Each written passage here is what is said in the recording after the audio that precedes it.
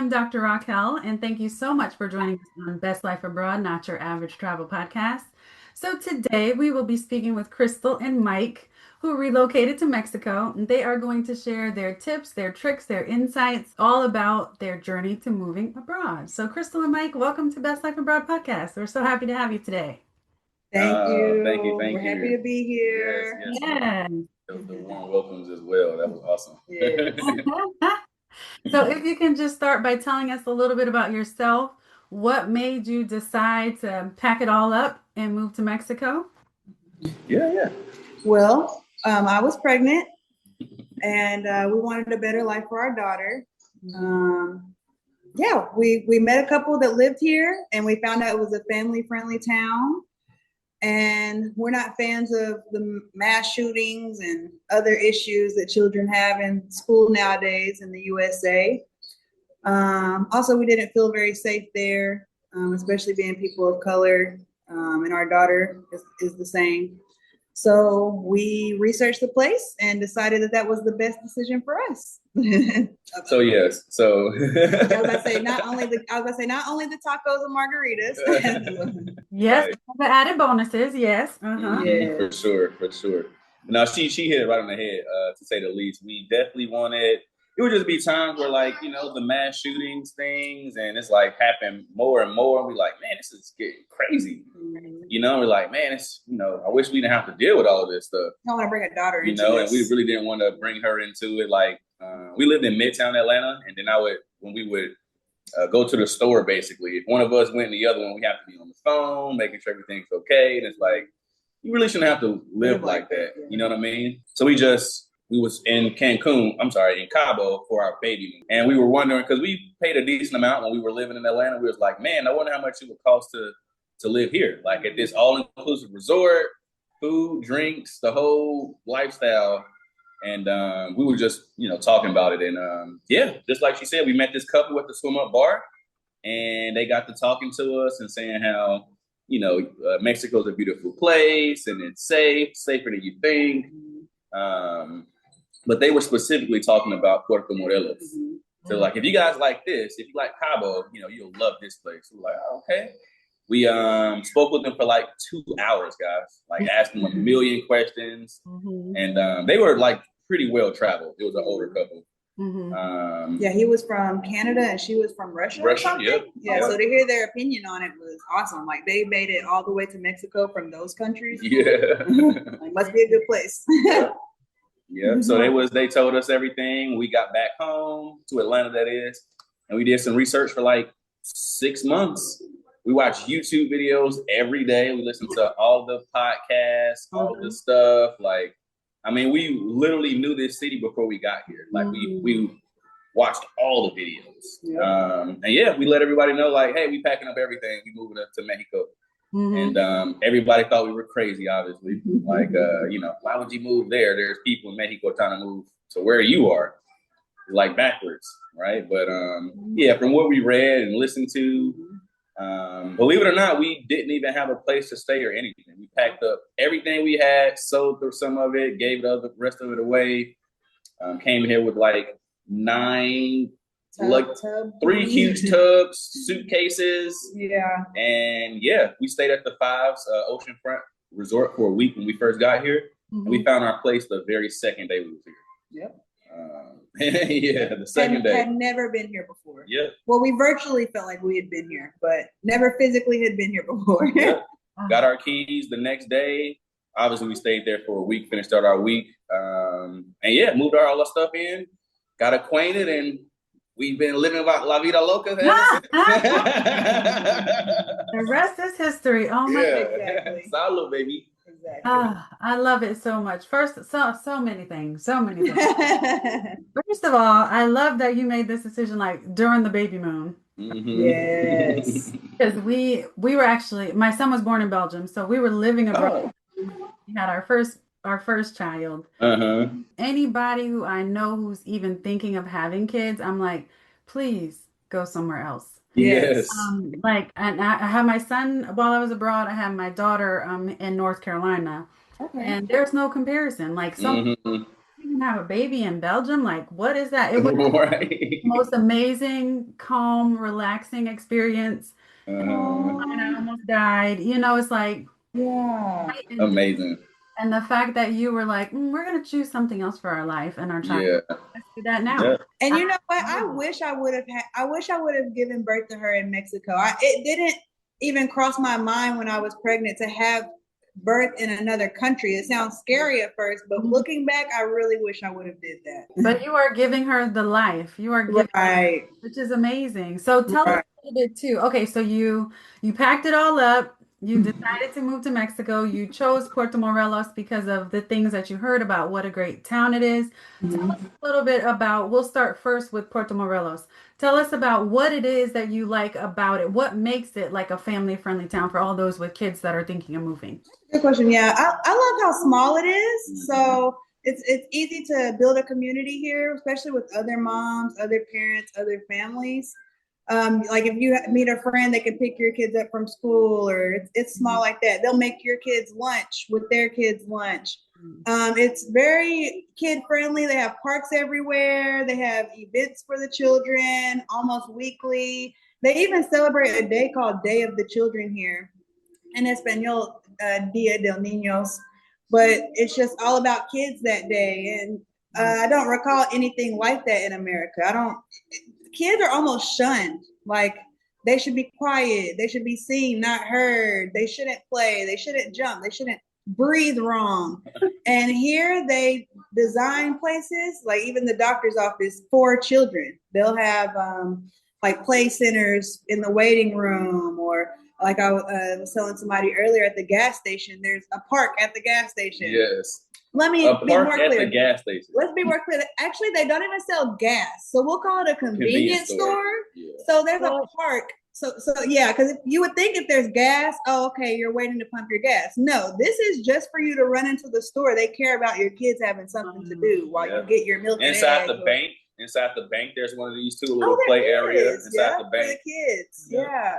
That no one's giving you evil looks or anything because your kid's crying, or making you feel like you need to leave the place because your kid's being a kid. So it's very family friendly in that way. That's what I would say. And it's a small town, right? Like we don't have any traffic lights in this town. I mean, literally, we see the same people all the time. We've like built the whole community here. We see the same people.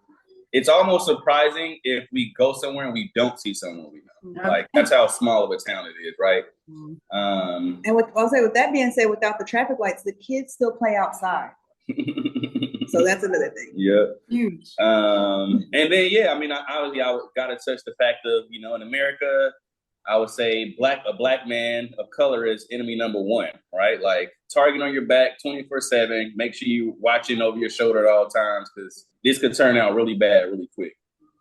So just that air of racism and like judgmentalness literally does not exist here. Like I'm treated just like them.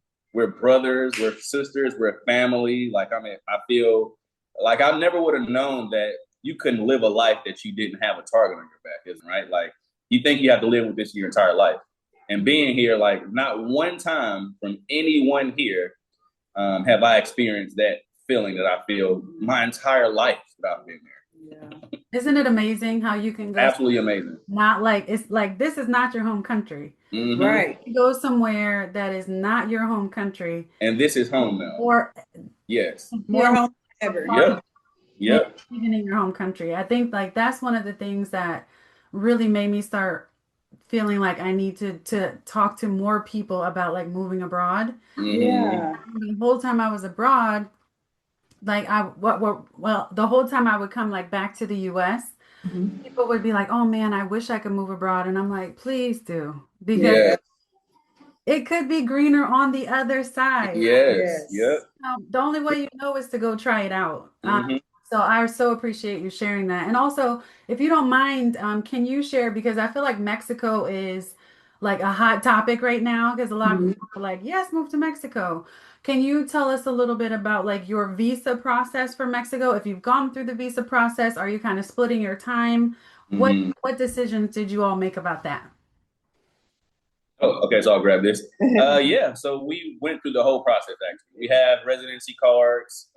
We've been here literally when we do leave here and we go back to the States. It's been the last 2 times has been for baby showers. And we're there for 2 days and we come right back. We go back home, right? This is home for us now. But yeah, we have residency cards here, bank accounts. We have RFCs, which is their version of a social security card. We went through the whole visa process, starting it in Georgia, getting back here with the visa, went downtown, well, in Playa, because the office is actually in Playa, the apartment. So it's about 30 minutes from here.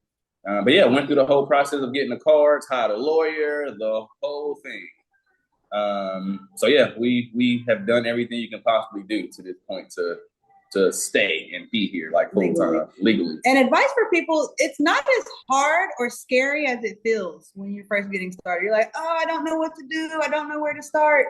But once you just get a plan in place, like anything, it's a very simple process, actually. Yeah. It's nothing like the hoops that they make the other people jump through to be citizens of America, of USA. It's nothing like that. Yeah. Just get your paperwork in order, prove you're here, not doing anything crazy, and they'll grant it to you. Yeah. They enjoy us being here. It helps their economy, and they're here to work with you. It's not a test, and they're not trying to reject you like maybe the other way around. They want to help you get over here. Yeah, we've seen a lot of videos of like people making it like a whole thing. And to be honest, not to say that you won't have that experience if you don't plan properly, but you know, just like anything, just have a plan in place, be a little bit flexible with it because things might change. This is Mexico. So yeah, it's pretty straightforward, to be totally honest. And I mean, that's the visa process, the residency process, and the RFC process. Like overall, pretty straightforward. And it does always change. So when people are looking into that, the requirements and regulations, you need to look almost daily. Yeah. And just don't look it up and then you're moving in a year from now. It's going to change by then. So you have to stay on top of it or hire a lawyer like we did. And also, so, you know, for the people who are starting to try to get their things in order now, you mentioned like documents. Are there specific documents that you would recommend that people start to pull together? Oh yeah. So yes. So this was a smaller problem that we did have, right? Because when you go into the office at the consulate in the States, let's say for us it was Georgia, they was trying to tell us that we needed some extra paperwork that we didn't know about. That's why she just mentioned, make sure you stay on top of this because it will change. And this is one of those times where we experienced that firsthand. And that's how we can preach to everyone else and say things, you know, aren't just this way and that's it.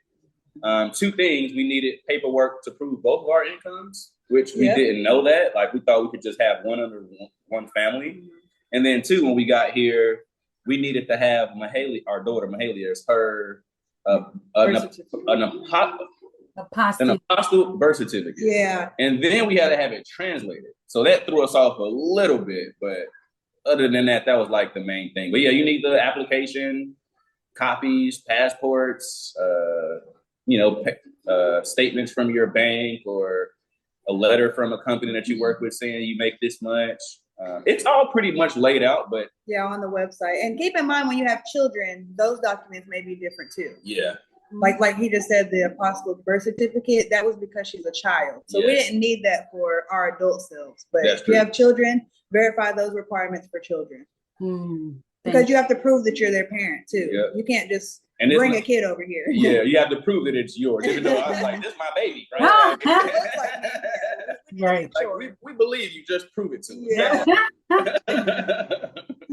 And then the reason we had to get it apostilled, we explained before, the birth certificate is a valid document in the United States, but that doesn't like really translate over here. They don't really know what that is. They don't use those. Yeah. So getting it apostilled is similar to getting a document notarized in the States.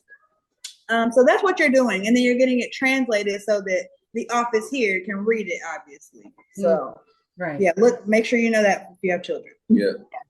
And are you both working for a company in Mexico and the US, or are you self-employed? No, we self-employed. Okay, so it is possible for all you self-employed people out there. it is possible for you to be able to go to Mexico as self-employed people. And Yeah, all you need is the internet. That's it.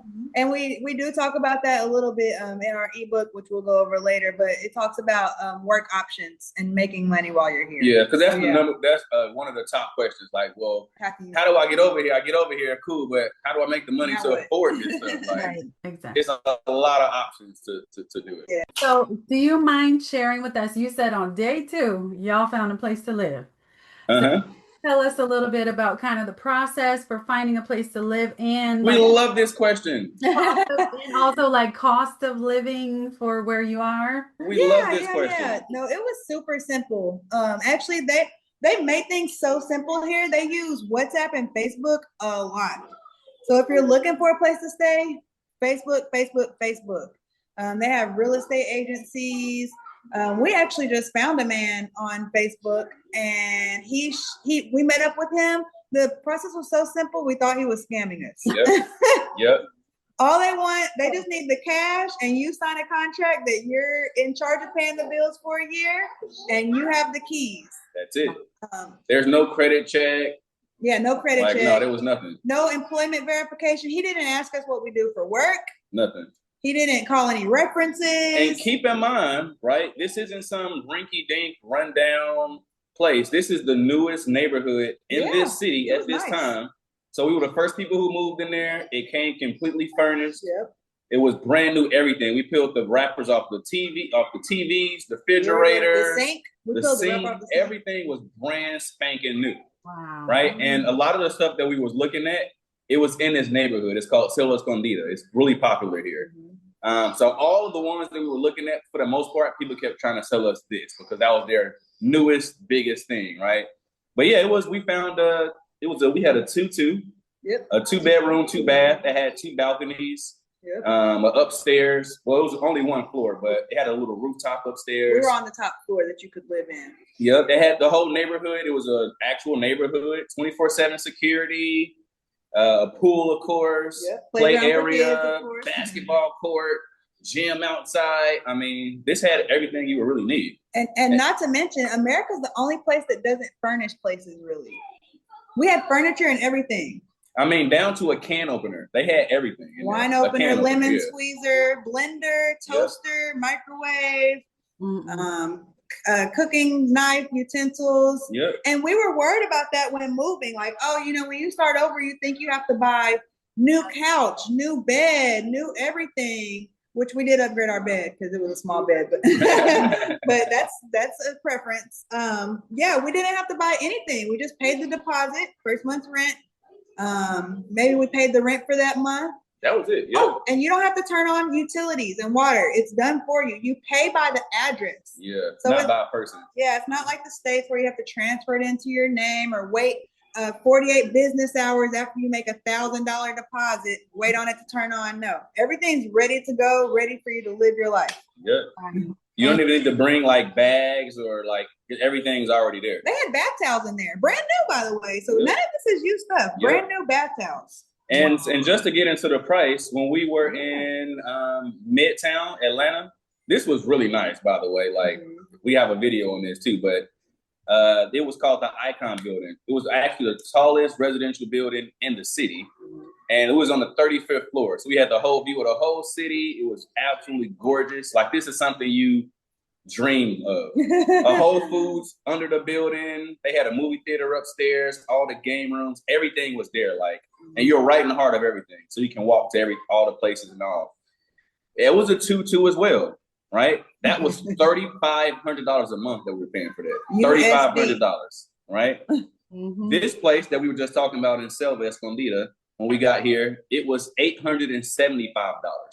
Same space almost. Yeah. Same square footage almost. What? Yes. And is that about the water? My mom looked at me. She like, "This is what?" I'm like, "Yeah, that's she didn't believe us. Yeah, we thought we so. Almost didn't believe it. For that price, yeah, for that I can price, see how you thought all you of that stuff. Scam now the scam makes Yeah. Right. Like this got to be a scam. Like it has to be. Yep. And then the water was cheap, and you pay that every 2 months. The electric was good price. Altogether, our bills lowered by what would you say? Like a 60, percentage? like Yeah, 60%. 60%. Yeah. Oh my gosh. And since we got rid of the car, we ride our bikes because the town is so small to do that. It almost feels silly to get in the car because you're not going so far. Yeah. We walk some places, which is better for your health. But if we go any bit further, we just take taxis. Taxis are super cheap. We're talking about $2, $2, $3, $4, $5 to get places. But that lowered our bill as well, not having the car and the car insurance and the car repairs. All that, baby. Yeah. Wow. And so when you moved to Mexico, did you take things with you? Did you have things shipped? Like, how much do you think your actual move from Atlanta to Mexico cost you? So for those who are like, I don't know if I can move, I don't know if I have enough money to get there. We paid, so I remember, we took all this on the plane, by the way. All this came with us on the plane. So we had 3 categories: donating, giving away to our friends, and selling and bringing with us. So 4 categories, right? Mm-hmm. And we had 3 huge, like, crate things. I don't know how to explain it, but it was kind of like a huge crates. Yeah. It was 3 of them stacked on top. Got them on Amazon. We had 3 large, like the largest suitcases you can get. We had 3 medium-sized suitcases that you can get. 3 small suitcases that you can get, and probably like 2 carry-ons. Yeah, and like 2 book bags. And I have my we fit all of our stuff. Yeah. Wow. We downgraded all of our stuff, like everything. Again, the car we got rid of, everything, and we fit all of our whole life into what I just explained. Wow. But as far as the cost, so the cost, they did hit us with this. It's kind of a little bit different for us to I'll say, because we went through Delta, and we have a car with Delta, so they give you like the little perks and like the little reimbursement with all of that. But I want to say it was $450, either $450 or $550. No. Because a lot of them we got for free. My mom came with us too, and she used her credit as well too. So some of those bags were free. But yeah, I want to say that cost us like $450, maybe $750 max. Wow, that's great. That is really great. And that was for us being a family of 3, and who knows if we brought some things that maybe we didn't need on accidents. Which we did. So it can be cheaper, especially if you're by yourself. But yeah, for people watching, don't base your price off of ours. Actually, make sure you do your research on what you're bringing and stuff too. So, but just so you have a real life example. That cost of living change, I'm still like, Yeah. And how do you feel like your time living in Mexico has like adjusted just how you approach things? You mentioned it being like much more laid back. How has it changed things for you 2 or you 3? For myself, and I guess I could speak for you too when I say this, we have so much more patience. Big time. From standing in the, I have an example. When we first moved here and we would go grocery shopping, I think there's a name for it, but it's like grocery store anxiety. You're trying to hurry up and get out. You don't want to wait in any lines. You think everybody's like looking at you, wanting you to rush. Yeah. But when we first went to the grocery store, everyone was just so calm. Yep. You would think it's elevator music playing in the back. Like it's just take your time, take as much time as you need. Even if you have a lot of items, no one's like looking at you like you're an inconvenience. They're actually just looking around the store, or just and a lot of people don't sit and stare on their phones like in the States. So more engaging with people more. There's not a person who, like, for the most part, will walk by you and not say hello. Yeah. Right? Like, kind of in the States, if somebody said, a random person said hello to you, be like, why are they saying hey to me? You know what I mean? Like, it's the opposite here. Like, everyone speaks, hoping you're having a great day. You know what I mean? Like, very, very, very nice. Friendly. Yeah. Very friendly, just open. Yeah, we love it. And it's just a much slower too. Like, so something else is we have siesta here. So the middle of the day, things might be closed. The owner of the store might have went to home to get some lunch, watch some TV, hang out with his family, and then he goes back, to work, or vice versa. So randomly something might be closed for the day just because they're done. They want to go home, be with their family. So it's not all about the dollar here. And sometimes, no matter what, how in America you can just bribe somebody like, look, I'll give you $200 if you come right now. All right, I'm on the way. that might not work here, Yeah, right? Because like, they're I like, don't care, I'm I'm spending still time with with my my family. family. Like, Yeah. I'll be there tomorrow. Yeah, it really means a lot to see that too. And I'll speak from the female perspective. I love not having to like dress up here. Of course, you still want to look presentable, but you don't have to do the whole glam like you have to in the States, or else you look like a homeless person or something. Especially Atlanta. Yeah. Especially Atlanta. Yeah. Like, I don't want to wear a wig every day. I don't Not want eyelashes on my eyes and lipstick, and you have to wash it off at night. Oh my gosh. Mhm. I can just walk out and wear what I'm wearing and have my hair how I want it and not get judged based off of it. I love that. I know it's much, much smaller, but same. Like, I just gotta, gotta get my hair cut, gotta make sure I'm nice and fresh all the time. Yeah. I'm talking about on a regular 2-week rotation. Like, you just know, yeah, right? I don't worry about that. Like, sometimes, I can go extra few weeks without having to get a haircut or whatever. Like, it's just, it's so much lower. Like, if you overdo it, you kind of standing out a little bit because no one is doing all of that. No, if you didn't get a haircut for a while in Atlanta, people would definitely look at men crazy if they don't have their haircut. Like, well, you need to get a lineup. Why, that stuff has anything to do with who you are. Yeah. Right. And how has it been for your daughter? So I hear her living her best life abroad. How is it for her? Is she in school? Is she hanging out with y'all? How have things been? She just started going to school, actually. This is her 6th week. Sixth week in school. Yeah. Funny enough, the school literally, well, just a little bit before that, we knew about this school. It's a Montessori school right here, right by our house. We literally ride the bikes to it. It takes us 1 minute to get there. It's right here. We can walk to it. Yep. But we knew about the school. We were a little bit worried. We wanted her to be able to talk first. And then we have a huge Black community here. It's actually about 50 people, I want to say. We do meetups and stuff. And one of the main ladies, she's her daughter goes there. So we talking to her and she's telling us that, she loves it. During COVID, she dropped her off there. She just started going. She was 18 months old and she's 6 years old now. Wow. So she's been there for a long time. She loves it. She speaks Spanish and everything. Like that's all she knows. So yeah, she's doing great. She just started school there again 6 weeks ago. And we found this school before we moved here, actually. Yep. So if you have children, people that are watching, it's good to know about what schools are in the community before you take your children there. So it's crazy. We ended up living right next door to it, and we knew about it. This was before she was born. We knew about the school. But she's living, like you said, her best life. We have a pool. We go to the beach every weekend. We ride the bikes everywhere with her. So something else just to add too, the Selva Escondida place I was telling you about in the beginning, that was A75. We lived there for 2 years, and then we just moved over into the city. We're in another neighborhood now. It's actually a house. So it's a 3-bedroom, 2-bath. Has a pool in the back. So she has a lot of space to run around. Yeah. And the other one was getting a little small for us because she's too big now. She's climbing up stuff. So she needed some more space, a backyard, and all of that stuff. So she's living her best life. Man. And you also mentioned Montessori. So Montessori prices are out of control in the U.S.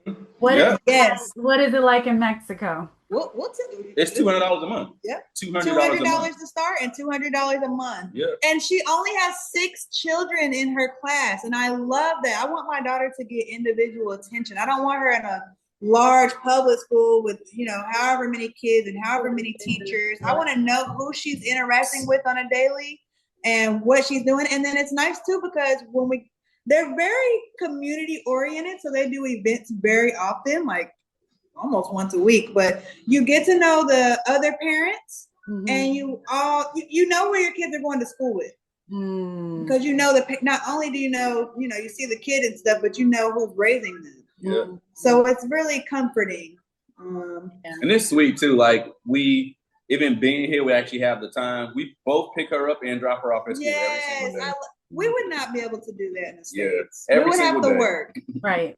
So it's beautiful. We ride the bikes, and drop her off, and we ride and pick her up. And I think that means a lot to kids. Yes. Yes, for sure. I love that. So my son, my husband would ride bike and drop off my son when we lived in Belgium. He would pick him off every day, pick him up with a bike. Yeah. It really just changes things. Like what a childhood. Yes. And even For Montessori, when we first moved back to the States, because in Belgium we had a very Montessori comparable school, which of course Mhm. was free and amazing. And then we started Montessori here, and I'm like, did I pay $2,000 a month for this? What in the world? Like, because I was looking for my daughter, and I Yeah. was like, oh no, we're not doing that. Yeah. Yeah. So crazy that it's like when you think about even the safety piece of it, like Yeah. trying to get your kids in a safe space, and then in order for you to do that, you have to pay thousands and thousands and Yep. thousands of dollars. Yep. Yep. It's Yep. insane. Yep. That Just to was one of the focus. things that we found out when we was in Cabo and talking to the couple. They told us that. We was like, wait, what? And they're Yeah. like, yeah, it's Montessori school like $200 a month. We like, no way. That's Yeah. supposed to be $800 to $1,200 a month. They're like, no, it's cheap. Yeah. I'm like, what? Yeah. So that was one of our top selling points. Yeah. Like, all right, we got to check this place out. And they have a Waldorf school as well. I think it's called Boxel Waldorf, but they have other specialty schools as well. If you're looking for something else, it's not only Montessori. Oh, that's really great. So I know we are coming up on time. I could talk to y'all all day about it. Right. We're coming up on time. So just if you wouldn't mind sharing, what is one thing you wish you had known before moving abroad, and what advice would you give to people who are kind of still on the fence? What? Okay, so about moving before we moved here, I would say